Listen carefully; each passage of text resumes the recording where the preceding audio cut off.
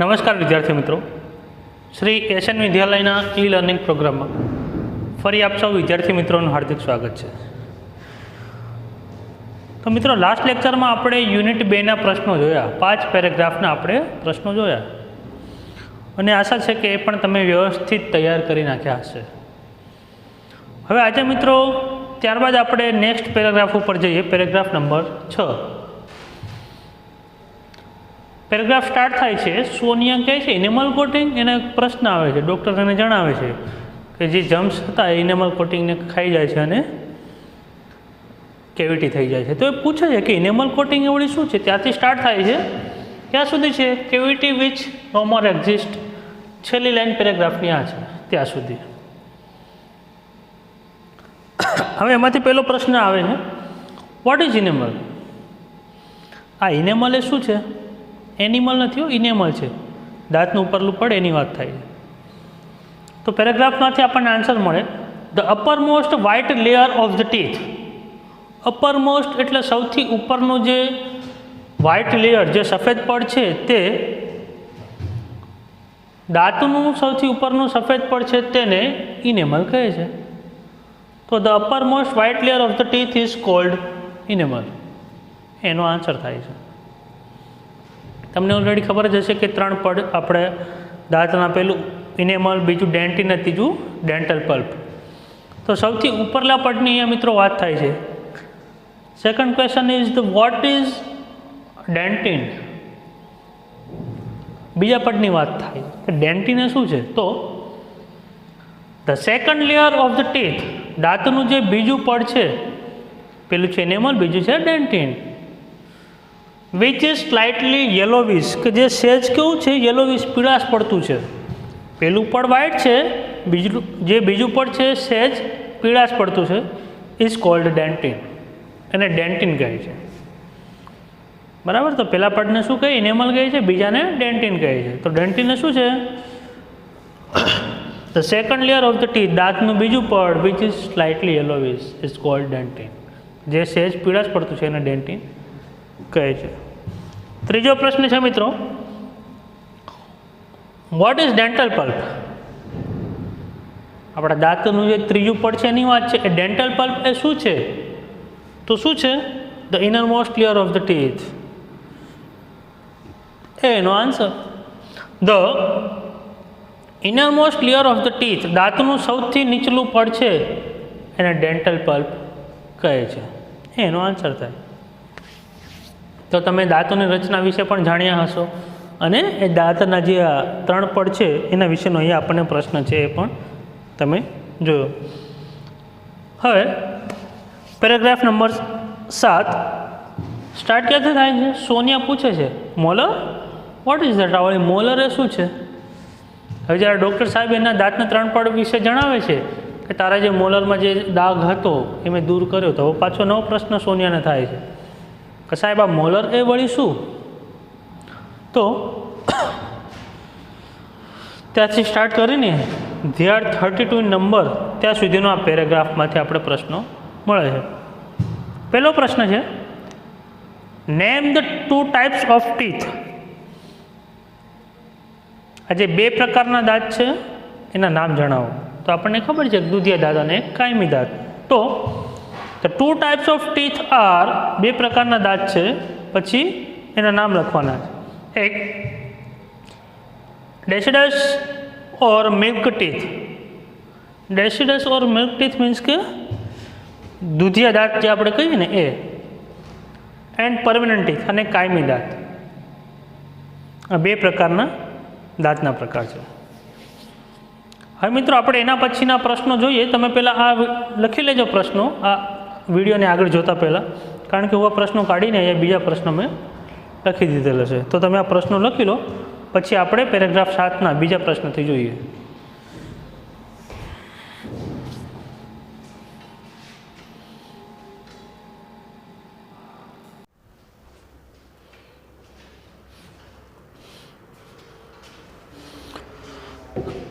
Okay વિદ્યાર્થી મિત્રો, તો પેરેગ્રાફ નંબર 7ના પહેલા પ્રશ્ન સુધી આપણે જોયું. હવે એનો બીજો પ્રશ્ન, વોટ ઇઝ મોલર? આ મોલર એ શું છે? તમે ઓલરેડી પાઠમાં મિત્રો જોયું જ હશે કે જે દાંતોની રચના વિશે ડૉક્ટર જણાવે છે, તો તમને આઈડિયા આવી જશે કે મોલર એ શું છે. Molar is a kind of teeth, એ દાંતનો એક પ્રકાર છે. જેમ તીક્ષ્ણ દાંત હોય છે, અણીદાર દાંત હોય છે, એવી રીતે દાઢ છે, દાઢ એ પણ દાંતનો એક પ્રકાર થયો. તો molar is a kind of teeth. Kind એટલે પ્રકાર, ટીથ એટલે દાંત. મોલર એ દાંતનો એક પ્રકાર છે. ત્યારબાદ ત્રીજો પ્રશ્ન, what do you know about deciduous teeth? તમે આ ડેસિડસ ટીથ વિશે શું જાણો છો? એટલે કે દૂધિયા જે દાંત છે એના વિશે તમે શું જાણો છો? તો તમારે તમારું નોલેજ લખવાની છે કે તમને ઓલરેડી એ ડૉક્ટરે જે જણાવ્યું હતું કે લગભગ 20ની સંખ્યામાં દાંત હોય છે અને અમુક ટાઈમ પછી એક દાંત પડી જાય છે. તો deciduous teeth are usually 20 in number. દૂધિયા દાંત લગભગ 20 જેટલા હોય છે. and they shed one by one after growth. Growth એટલે ઉગવું. હવે આ દાંત ઉગી જાય ને ત્યારબાદ એક પછી એક આ દાંત છે એ પડી જાય છે. તો શું છે deciduous teeth? The deciduous teeth are usually 20 in numbers. 20 જેટલા હોય છે. they shed one by one after growth. ઉગ્યા પછી એક આ દાંત છે એ પડી જાય છે. એનો આન્સર થાય.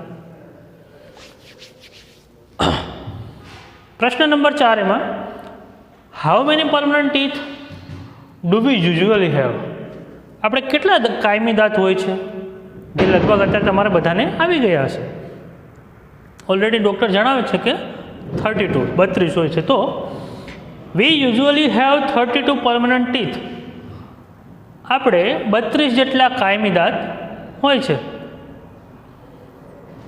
ત્યારબાદ નેક્સ્ટ પેરેગ્રાફ જોઈએ મિત્રો. તો Sonia said, okay I have another friend.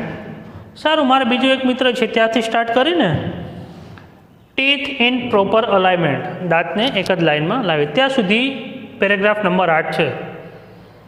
Okay, તો તમારે શું કરવાનું, પેન્સિલથી ટેક્સ્ટ બુકમાં અહીંયાથી અહીંયા સુધીનો પેરેગ્રાફ, એના પ્રશ્નો સાથે સાથે ટેક્સ્ટમાં પણ ધ્યાન આપવાનું કે આના પ્રશ્નોના જવાબ આપણે કેવી રીતે આપેલ છે.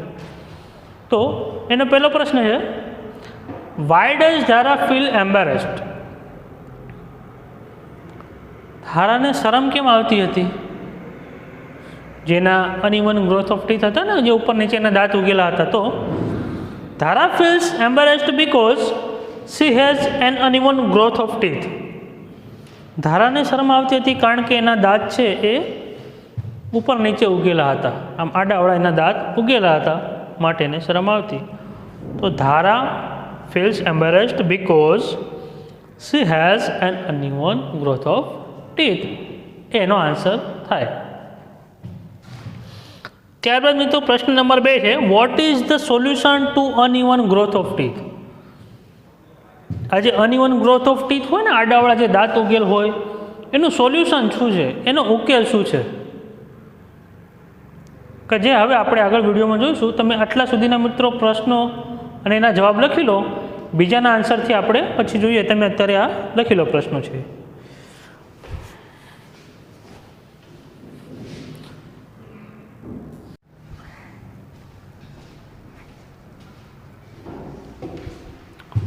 ઓકે મિત્રો, તો એ પેરેગ્રાફ નંબર 8ના બીજા પ્રશ્નનો આન્સર છે, uneven growth of teeth can be corrected by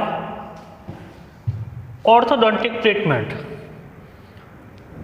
પ્રશ્ન એવો હતો કે અનઇવન ગ્રોથ ઓફ ટીથ છે એનું સોલ્યુશન શું છે અને એમાં શું ટ્રીટમેન્ટ આપવામાં આવે છે? તો શું ટ્રીટમેન્ટ આપવામાં આવે છે? Corrected by orthodontic treatment. Orthodontic treatment આપવામાં આવે છે in which braces are fixed on teeth, કે જેમાં દાંત ઉપર છે ને બ્રેસ લગાવી દેવામાં આવે છે. એટલે કે એવું જે પદાર્થ છે જે ધાતુ વડે દાંતને બાંધી દેવામાં આવે છે, to bring them in proper alignment, કે જેથી દાંત જે આડાવડા હોય ને એ સીધી એક જ લાઇનમાં આવી જાય. તમારા કોઈ એવા મિત્રો કે તમે ક્યાં એવું જોયું હશે, અથવા તો આ આપણા ટેક્સ્ટમાં આપેલું જ છે પાઠમાં છેલ્લા પેજ ઉપર, કે દાંતને છે ને આમ ઓલા ધાતુથી બાંધેલ હોય છે, એને શું કહેવાય? બ્રેસ કહેવાય.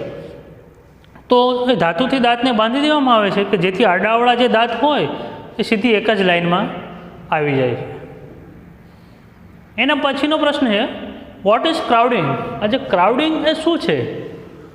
જે ઓલામાં આડાઅવળા દાંત ઉગેલા હોય ને, ભેગા ભેગા દાંત હોય, એની વાત છે. તો uneven growth of teeth is cold crowding. જે આડાઅવળા જે ઉગેલા દાંત છે એને ક્રાઉડિંગ કહે છે. તો મિત્રો અહીંયા સુધી આપણે પેરેગ્રાફ નંબર 8ના પ્રશ્નો છે એ આપણે જોયા. હવે હું સેડ ટુ હોમ, સેન્ટેન્સ પરથી વાક્યો અને વગેરે જે કાંઈ છે એ આપણે આની પછી નેક્સ્ટ જોઈશું. પણ ખાસ અહીંયા કે તમે જે 8 પેરેગ્રાફ શીખ્યો છો, આ 8 પેરેગ્રાફ માટે તમારે ટેક્સ્ટ બુક્સ પાસે લઈને બેસવાનું છે. પેરેગ્રાફની પહેલી લાઈન ક્યાં શરૂ થાય છે ત્યાંથી પેન્સિલથી તમારે કાઉન્ટ્સ કરીને ક્યાં પૂરી થાય છે ત્યાં સુધીનું કાઉન્ટ્સ.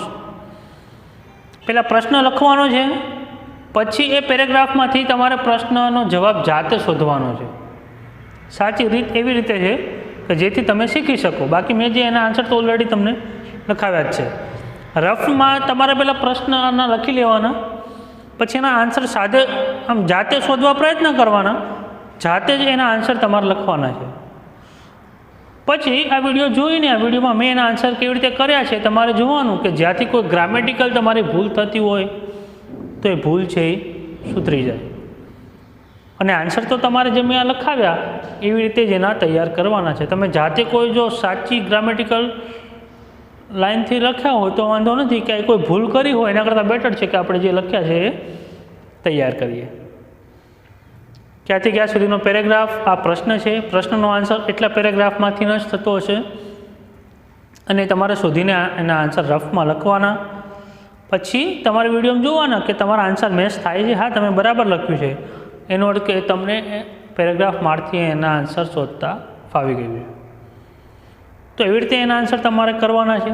પછી જે ફેરબુક છે એમાં તો મેં તમને ઓલરેડી આન્સર લખાવેલો જ છે, તો એવી રીતે તમારે એના આન્સર છે એ લખવાના થશે. હવે મિત્રો આમાંથી ઘણા બધા જે ઓલા સેન્ટેન્સ છે, ઓલા વર્ડ ઉપરથી સેન્ટેન્સ બનાવવાના. તો તમારે પહેલાં તો શું કરવાનું છે, પ્રેક્ટિસ માટે તમને આ પાઠમાંથી કોઈ 2 વર્ડ યાદ આવતા હોય એવા 2 વર્ડ છે લખી લેવાના. આ 2 શબ્દ, આ 2 શબ્દ, આ 2 શબ્દ. પછી જાતે જ ટ્રાય કરવાનો કે એના ઉપર તમારે કેવી રીતે એના આન્સર એટલે કે તમે વાક્ય બનાવી શકો છો. આ ખાલી પ્રેક્ટિસ માટે હું કહું છું. જો કે હું તમને લખાવીશ, પણ એક્ઝામમાં હું કયા પૂછું એ જરૂરી નથી કે મેં તમને લખાયા હોય એમાંથી નથી પૂછું. પાઠમાંથી ગમે તે 2 શબ્દ લઈ શકો. તો શક્ય છે તમે જાતે પ્રેક્ટિસ કરી હોય એમાં તમે 2 શબ્દ કાઢ્યા હોય, એ શબ્દ કદાચ તમારે એક્ઝામમાં આવી જાય. કારણ કે જો આપણે 2 જ પાઠ થયા છે, યુનિટ 1 માટે તો તમે ઓલરેડી પ્રેક્ટિસ કરી હશે અને એક્ઝામ માટે તૈયારી કરી હશે. હવે આપણું ધ્યાન છે યુનિટ 2 ઉપર છે. એમાં પણ તમે વ્યવસ્થિત તૈયારી કરીને જે શબ્દો છે, શબ્દોના પરથી વાક્ય બનાવવા જાતે પ્રયત્ન કરો કે આ પાઠમાં આવું સેન્ટેન્સ આવતું હતું. અનઇવન ગ્રોથ ઓફ ટીથ અને એમ્બેરેસ્ડ, ચલો એવું કોઈ સેન્ટેન્સ આવી ગયું તો તમે લખી શકો કે Rohan feels embarrassed because of his uneven growth of teeth. એના આડાવડા દાંતને કારણે રોહનને શરમ આવતી હતી. તમે એવું સેન્ટેન્સ બનાવી શકો જાતે જ. કેવિટી મોલર, તો સોનિયા હેડ એ કેવિટી ઇન હર મોલર. સોનિયાને એને દાઢમાં પોલાણ હતું. તમે એવા સેન્ટેન્સ બનાવી શકો ને શબ્દો ઉપરથી. તો આવી રીતે તમે શબ્દો કાઢીને જાતે પ્રયત્ન કરશો તો થોડું નોલેજ વધશે. ગ્રામેટિકલ તમારી જે ભૂલ છે એ થોડી સુધરતી જશે. કારણ કે તમે વિચારશો કે આનો આન્સર કેવી રીતે કરવો, તો જે ટેન્સ ઉપર પણ તમારી થોડી પકડ થતી જશે કે આનો આન્સર આવી રીતે કરાય છે. હવે હુ સેડ ટુ હુમ માટે તમારે ખાસ એના માટે ફોકસથી પાઠને તમારે ધ્યાન આપશો એટલે તમને ખબર પડી જ જશે કે આ સેન્ટેન્સ કોના દ્વારા બોલાયું છે, શું છે. We must visit a dentist. હવે આવું સેન્ટેન્સ આવે તો મિત્રો તમારા મગજમાં આવી જવું જોઈએ કે આવું સેન્ટેન્સ કોણ બોલ્યું હશે. We must visit a dentist. આપણે ડૉક્ટરની મુલાકાત લેવી જ પડશે. બરાબર છે, અશોકભાઈ કહે છે ને જ્યારે સોનિયાને ખૂબ જ દાંત દુખે છે ત્યારે. તો અશોકભાઈ સેડ ટુ સોનિયા, એનો આન્સર. આ ડૉક્ટર ઇટ્સ અનબિયરેબલ, એવું કોઈ સેન્ટેન્સ હોય તો તમને ખબર છે દુખાવાની વાત છે એટલે સોનિયા જ બોલે છે, અને કદાચ સેન્ટેન્સમાં મેં આ ડૉક્ટર ન લખ્યું હોય, એકલું એવું લખ્યું આ ઇટ્સ અનબિયરેબલ, તો બોલનાર સોનિયા ને સાંભળનાર ડૉક્ટર, ડૉક્ટરને કહે છે. તો સોનિયા સાઈડ ટુ ડૉક્ટર. પછી ઓલા જે પ્રશ્નમાં હતો molar what is that, molar એ વળી શું છે? આવો કોઈ પ્રશ્ન તમારે એવું નથી કે મેં સેન્ટેન્સ આવો કોઈ પ્રશ્ન મૂક્યો, ચલો આ પ્રશ્ન કોણ બોલે કોને કહે છે? તો Sonia said to doctor Sharma. Sonia છે ડૉક્ટર શર્માને આ પ્રશ્ન, અથવા Sonia ask to doctor Sharma, doctor શર્માને પૂછે છે, એમ તમે લખી શકો ને. તો આવી રીતે તમારા મિત્રો આને પ્રેક્ટિસ પણ કરવાની છે વ્યવસ્થિત, કે જેથી કરીને તમારી ટેક્સ ઉપર પણ પકડ થતી જાય. હા, બીજું ખાસ હવે મિત્રો તમારે 9th ડોલ્ફિન આવે છે, સપ્લિમેન્ટરી રીડિંગ. કદાચ તમારે નીચલા ધોરણમાં આવતી હોય કે ન આવતી હોય, પણ તમારે 9th થી આજે એક્સ્ટ્રા રીડિંગ કરીને એક પોર્શન આવે છે કે જે તમારે એક્ઝામમાં પૂછાય છે, 10મામાં પણ તમારા બ્લેક બકમાંથી પ્રશ્ન પૂછાય છે. એવી રીતે તમારા 9મામાં પણ ડોલ્ફિન આવે છે. જો તમારી પાસે ન હોય તો ડોલ્ફિન મિત્રો તમારે લઈ રાખવાની છે, કારણ કે આ પાઠના જે પ્રશ્નો વગેરે હું પૂરા કરીને ડોલ્ફિનમાંથી એક પાઠ આપણે લઈ લઈશું, કે જેથી મારે તમારે એક્ઝામમાં પણ એ પૂછી શકાય. ડોલ્ફિનમાંથી ફક્ત તમારે 4 માર્ક્સના પ્રશ્નો પૂછાય. એક પેરેગ્રાફ આપવામાં આવેલ હોય, પેરેગ્રાફમાંથી 4 પ્રશ્નો આપવામાં આવેલ હોય. તો એના માટે તમારે કોઈ અલગ બુક જો કોઈ નોટ બનાવવાની જરૂર નથી. તમારે ખાલી પેન્સિલ લઈને જ લેક્ચરમાં બેસવાનું, અને જે હું ગુજરાતી શબ્દ બોલું એ જે ઇંગ્લિશ વર્ડ છે એની ઉપર તમારે ગુજરાતી એનો અર્થ લખી નાખવાનો. એવી રીતે આપણે ડોલ્ફિનમાં ચાલવાનું છે, કારણ કે ડોલ્ફિનમાં પાઠ બહુ બધા હોય છે અને ફક્ત 4 માર્ક્સનું એનું વેટેજ છે, એટલે ફકરા પરથી એના આન્સર પૂરતું જ એ પૂછાય છે. માટે એમાં આપણે બહુ ડીપમાં કે બહુ વધારે એની પાછળ મથવાની જરૂર નથી. હું તમને અહીંયા પાઠ સમજાવીશ, પહેલાં સ્ટોરી કહી દઈશ કે જેથી તમને એ પાઠમાં શું આવે છે સમજાય, અને પછી આપણે એ ડોલ્ફિનનો અભ્યાસ કરીશું કે જેના માટે તમારી પાસે ડોલ્ફિન હોવી કમ્પલસરી છે. એવું ન થાય કે હું અહીંયા ભણાવતો ને તમે ખાલી આમ વિડીયો જોઈ રહ્યા હોય, જોવા નથી. જેમ આપણે ટેક્સ્ટ બુક છે સાથે રાખીને આપણે શીખીએ છીએ, સેમ એવી જ રીતે ડોલ્ફિન પણ તમારે સાથે રાખીને એનો અભ્યાસ કરવાનો છે. અને એક્ઝામમાં તમારે એમાંથી એક પેરેગ્રાફ મૂકવામાં આવે છે કે જે 4 માર્ક્સનું હોય, જે આપણા માટે અગત્યનું છે. 50 માર્ક્સનું પેપર તો 8% વેટેજ કહેવાય 4 માર્ક્સ એટલે. તો ડોલ્ફિન ન હોય તો મિત્રો લાવી દેવાની છે. નેક્સ્ટ લેક્ચરમાં કદાચ આના થોડાક પ્રશ્નો જોયા બાદ શક્ય છે કે આપણે ડોલ્ફિન ઉપર પણ આવી જઈએ.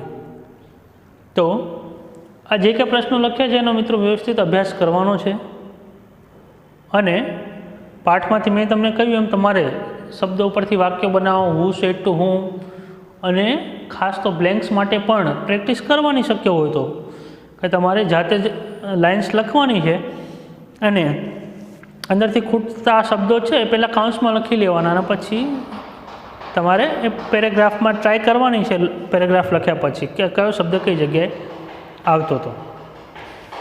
ઓકે, તો તમે વ્યવસ્થિત પ્રશ્નો તૈયાર કરો, ટેક્સ્ટ બુક ઉપર ધ્યાન આપો, ગ્રામરના નિયમો તૈયાર કરો, અને ડોલ્ફિન ન હોય તો લાવી દેવાની છે મિત્રો. ઓકે, તો મળીએ નેક્સ્ટ લેક્ચરમાં. ત્યાં સુધી આવજો. ધન્યવાદ.